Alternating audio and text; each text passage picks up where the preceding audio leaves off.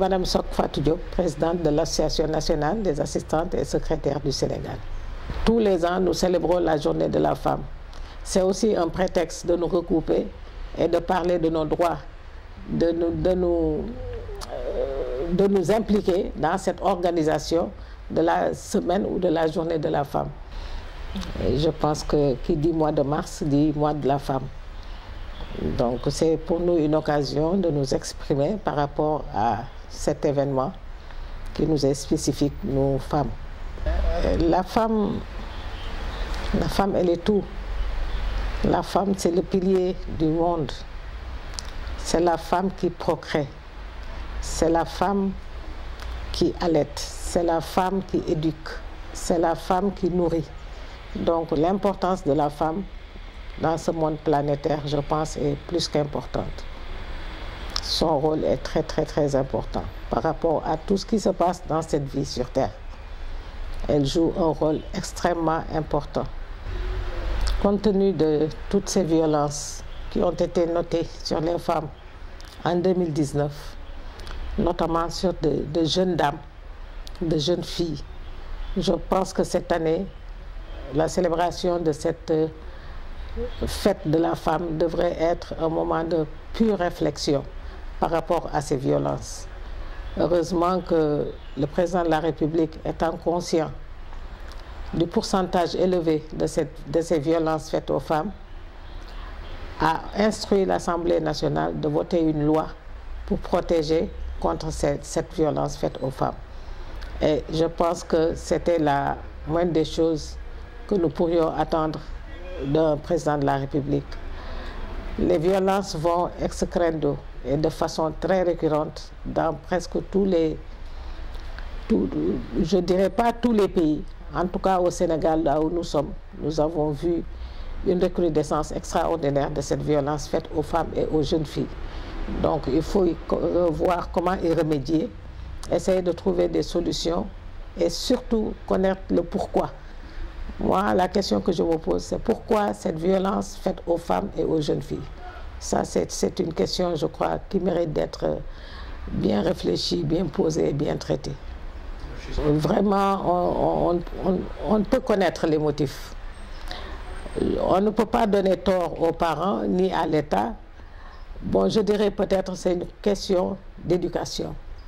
Parce que tous les jours, nous voyons des violences.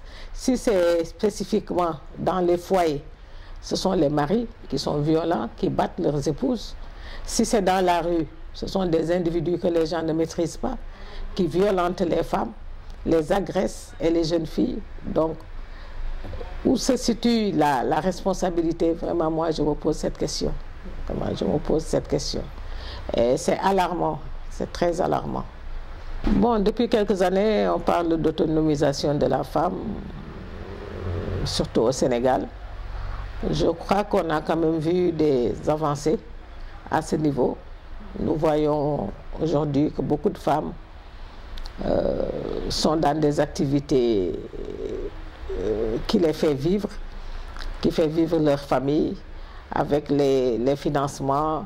Elles créent des PME, elles créent des GIE, elles font de la transformation, elles sont dans la culture du riz, etc.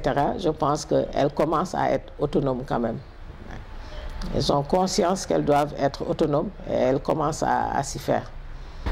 Vous savez, nous sommes dans un monde où tout bouge.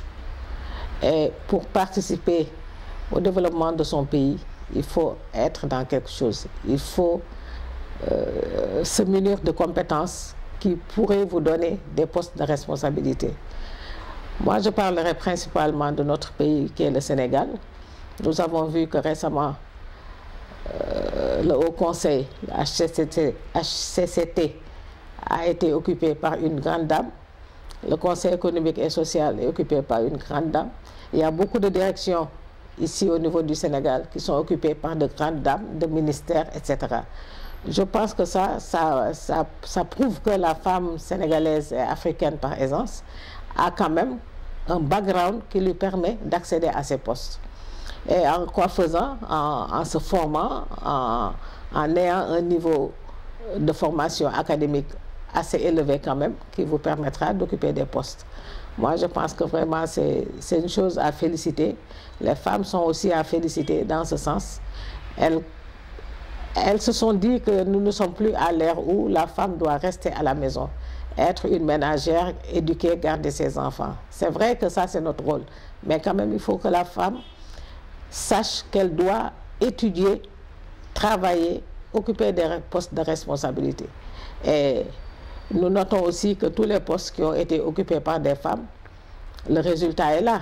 Les résultats sont tout le temps favorables parce que la femme est un être de défi. Donc si on lui confie quelque chose, elle le fait avec âme et avec amour aussi. Donc je pense que les responsabiliser ne ferait que mieux ne serait que mieux pour un pays.